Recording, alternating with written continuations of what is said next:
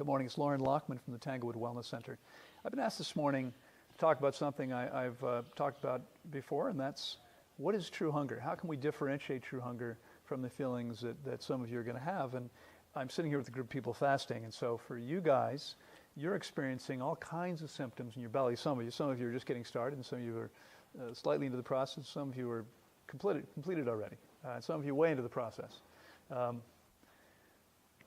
So how do we differentiate between what we experience in the belly and what we've been calling hunger our whole lives and what true hunger is? And in fact, I think it was earlier this session, I went around and asked each of you, wasn't that? Yeah. What hunger was, right? So we did talk about this, and we had a whole bunch of different answers. Everything from feeling dizzy and weak and faint and emotional to having discomfort, nausea, low blood sugar, all kinds of different symptoms. And people experience that and they think hunger. And the reason that this happens, even though none of those things are actually hunger, not one of those things is actually hunger. The reason this happens is because we've learned that if we eat when we have those things going on, those symptoms go away. And so we think, well, must have been hunger because eating made it disappear. Okay? It's logical, but it's not accurate. It's kind of logical. I mean, it makes sense how someone would come to that conclusion, but we want to understand there's other things going on. So when we look at it with complete, from a logical perspective, we need to ask, okay, but is it actually the fact that we've now satiated the body that those symptoms have gone away, or is there some other reason? And what we want to remember, what's critically important to remember, especially now for you guys in this process, and really for anybody that's committed to their health, is that symptoms are always evidence the body is cleansing or healing. That's what symptoms are, okay? The body's doing its best to deal with the current situation, to cleanse and heal itself. So what if all those symptoms I just mentioned that people think of as hunger aren't hunger at all, but in fact, evidence that the body is cleansing? Evidence that there's something else going on. Okay, but then why does eating make them go away? Because processing food takes more energy than anything else we do. More than half the body's energy every single day. So as soon as we eat, what does the body have to do? It's basically got three options, okay? It can eject the food. Option 1, up. Option 2, down. So vomiting or diarrhea happens when you consume something, the body says, no, I don't think so. I don't want that in there, okay? And sometimes there's a violent reaction, a violent choice of the body to eliminate this as quickly as possible. But in most cases, what is the body going to do if we eat something? It's going to process it. It's going to do the work. And as soon as the body has to do all that work, our symptoms go away because the body is now focused not on cleansing and healing, but on processing food. That's why you guys are here. Hopefully you understand this. That the whole point of fasting is that by not having to process food for 21, 26, 30, 40 or 50 days, as you guys are doing, now the body has all this energy liberated that it can use to cleanse and heal. And so we see massive shifts happening. Like how many years? 3 years? 3 years of hiatal hernia and constant burping. Doing much better now? Every single day feeling better. You've been dealing with some fairly serious stuff, right? Feeling better? Except your ears are clogged. Well, that's a fairly minor symptom with mucus in but the major symptoms, the major stuff that brought you here, and that's had us working together for starting 6 months ago, that's considerably better, isn't it? Okay, considerably better. So this is what happens consistently because we've given the body this opportunity to cleanse and heal that it doesn't have if we're eating food. Okay? So you want to be clear. I mean, this is confusing because we have years. You're 24? So 24 years of thinking, okay, stomach ache means I have to eat. The irony is not only does a stomach ache not signify hunger, it's actually anti-hunger. Right? If your body could speak to you, it would say, hey, Tom, don't give me any food right now. I'm trying to do some important work. Don't feed me. Okay? And we eat because we think, oh, well, that'll make the symptom go away. So understand, there are a lot of things that people do in the name of eliminating symptoms because most people think that if their symptoms are gone, they're better. That's a common belief, Okay? Symptoms gone, I'm better. I took herbs. My symptoms went away. I'm healthier than before. Now, some of you I know have had this experience, right? Using herbs to try to get healthier. Does it work long term? It doesn't. Now, do some people get better? Of course they do. Voltaire once said, the art of medicine consists in amusing the patient while nature cures the disease. People can take toxic drugs and still get better, not because of the drugs, in spite of the drugs. They get better because given enough time, the body, which is always attempting to cleanse and heal, sometimes will. Sometimes it'll get better even when you're taking herbs. But herbs are toxic. And while people argue, I've been online this morning on Facebook arguing this point, with, no, they're not. Just pick any herb you want and Google it. And Google toxicity of that herb, of whatever the herb's name is. You'll see these herbs are toxic. Now, some of them not very toxic. I mean, you can eat some parsley in your meal and not feel terrible. Does that mean it's not toxic? Someone just argued with me, well, I ate a bunch of tabbouleh, it contained a lot of parsley, I didn't feel sick, therefore it's not toxic. I just proved my point. I said, well, wait a second. People eat McDonald's every day and don't feel sick. Does that mean it's not toxic? What do you guys think? McDonald's must be healthy food, right? Because people don't feel sick when they get up from the table? Of course not. That's absurd. The fact is, first of all, if your body's toxic, you can put all kinds of garbage in there and not notice it. How many of you have a smoking habit? Anybody have had a smoking habit in the past? Okay, when you started smoking, what did your intelligent body do? Hacked your brains out because your body was saying, get this toxic crap out of my lungs. But what happens after 6 months or a year? Do you cough anymore? Is that because now it's good for you? It must be good for you because you didn't feel sick after you smoked it. Of course not. This is absurd, okay? We want to understand that symptoms are not a bad thing. The fact that you were coughing didn't mean, oh man, look at that. Smoking may be better. When I started smoking, I used to cough a lot. Now I don't cough anymore. I got healthier because I smoked. Of course not. When you started smoking, your body was had the energy to try to eliminate these toxins, and it lost the ability to as a result of continued use of this very toxic substance. So we want to be really, really clear that the symptoms are going on, for instance, for you, who asked the question right now, while you're still cleansing, you've broke your 26-day fast 10 or 11 days ago. You've been eating since, okay? Technically, for most people, they'd have finished their refeeding process by now, but you came in very dehydrated, probably with lots of old hard dry stuff in there, and you're still eliminating that stuff.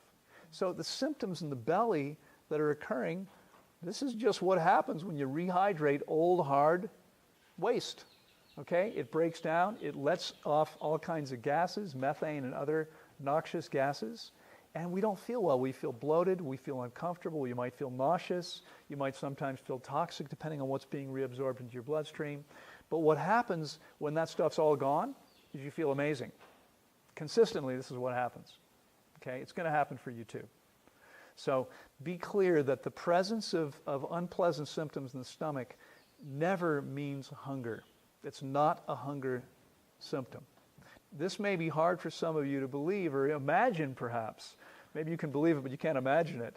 But over the 28 years now, plus, that I've been eating, not always perfect, because it's been 23 and a half years raw vegan, and 5 years before that, vegan whole foods. No processed foods, just whole foods, including grains, etc. From that day, from 28 years ago, I haven't been sick a day. And the only time I feel that what most people call hunger is if I eat a poorly combined meal, a typical raw food restaurant meal. Even sometimes the stuff that I do when I'm entertaining people and want to make it a little bit fancier and heavier, etc. But normally, day to day, I never experience those symptoms anymore. It's not a daily occurrence, and it shouldn't be a daily occurrence. Now, you may not realize this because it's easy to think, man, how come I have all these digestive problems? How many of you have had digestive issues so far in your mostly relatively short lives? Mostly you're in your 20s, some 30s. That's everybody here. Everybody here, okay?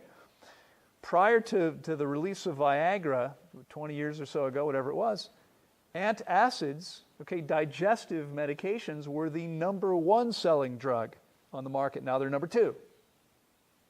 Well, they'll probably get replaced soon by Ritalin and things they give kids for because almost every kid has ADD, right? Lots of people are depressed. There's all kinds of other drugs that are quickly making their way up in the ranks, but everybody has digestive problems all the time. That's not hunger. That's their body saying, please stop putting garbage in here. I got stuff to do. I got work to do. But most people don't hear the message. Someone said today, yeah, well, we're the only species on the planet that fasts when it's not initiated by the body. Well, guess what? We're the only species on the planet that's completely disconnected from our body's signals. Your bodies have been telling you for a long time to not eat, but you've been eating anyway. And I say you, not me, because I learned this lesson nearly 30 years ago and started doing it differently. I grew up doing the same thing. I grew up feeling bad, not wanting to eat, not losing my appetite, and my mother said, you got to eat. Got to keep up your strength, right? Got to feed a cold or feed a fever. No one knows which is which. You starve them both. It's not really starving, but you allow your body a break, an intelligent, therapeutic break from the constant putting food into the body so it can heal itself. And what happens? It usually does, okay? And so it's true that you and I have to say, all right, maybe it's time I stop eating for a while. But that's only because we're not really in tune with our bodies. If we were, we'd be getting this message on a consistent basis. One more point I want to make here is that when we suppress symptoms, using whatever means we use to do it, whether it's food, or it's herbs, or it's drugs, or it's who knows what else, in every single case, we're creating the same eventual outcome. Okay? What happens eventually, see, your bodies are intelligent bodies. Every time there's an acute symptom, a crisis, your body's trying to cleanse or heal. And then we eat, or we take a drug, or we take an herb, or we do something else. And what are we doing? We're preventing the body from cleansing or healing itself. And when we do this consistently over the course of 10, 20, 30, 40, or 50 years, we are creating chronic disease. This is how chronic disease gets created. This is how people create cancer and heart disease and arthritis and diabetes. These things aren't an accident. Okay, most of us weren't unlucky. I mean, you might have been unlucky enough to have your family move to a place you didn't have a choice. High tension power lines. Okay, you're going to get leukemia as a kid. You're at much greater risk for leukemia if you're exposed to that particular source of toxicity. It wasn't your choice. But most of the time what's happening is it's what we're doing to our bodies, what we're putting in them, what we're exposing ourselves to, whether we know it or not. That's what's creating disease. It's the toxicity and the dehydration of the body that creates disease, okay, whether we know it or not. But our bodies are constantly trying to remediate that, and that's what our symptoms are. They're not something to be eliminated as quickly as possible, because that's always going to mean taking something toxic. That's what drugs and herbs do. They eliminate symptoms. The intelligent response is to step back and say, okay, why is my stomach hurting? What's going on here? Okay? In your case, I think we know. Okay? Why am I having, whatever the symptom is, why is this going on? And then maybe the answer is, I'm not really sure, but maybe my body needs to cleanse or heal. Okay? In almost every case, the response is the same. We see these things healing. So, any questions about any of that? Does that make sense to you guys? So are there actual signs of hunger? What would be any signs? Are there actual signs of hunger? Right. I forgot we were talking about hunger. Yeah. The actual sign of hunger. Hunger is not an unpleasant thing. Hunger is a pleasant tickling sensation in the back of the throat. There's also, even perhaps more powerfully than that, there's a knowingness. When people actually fast to the point that their body needs food, there's a very clear message they get that says, feed me. Lucas, who left a week ago, just over a week ago, fasted 9 years ago, fasted with me for 40 days. And he broke his fast not because he got hungry, although he might not have been too far away. It might have been another week or two. He was only going to go 42 days. But he broke it because he was fasting. There was a young woman fasting at the same time. And she happened to be my girlfriend, and she was 5'4", almost 5'5". At that point in her fast, 83 pounds. She started at 110. She'd lost 27 pounds fasting 40 days, and she was hungry. Okay, her body said, I need food. And so she decided that day to break her fast. And Lucas said, I'm going to break my fast too. Okay, but sometimes people actually get to that point. Now, most people don't get there in 6 weeks fasting. Why not? Because they've got ample reserves. That's simply not going to happen. It's going to take most people longer than that. And so last session we had a young man who came in at 182 centimeters, 6 feet tall, about 135 pounds, 60-some kilos, and fasted for 53 days without getting hungry. And it was perfectly fine afterward. Okay? So, understand that most people aren't going to experience that while fasting. Now, once you're done fasting, once you get your body back into feeding physiology, it's going to call for hunger whenever it needs to be replenished.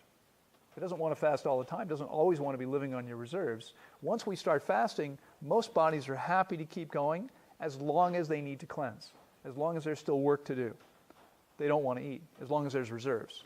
So if we get to the point where there might still be cleansing or healing, but there's no more reserves, we're going to feel hunger, and we're going to know we need food.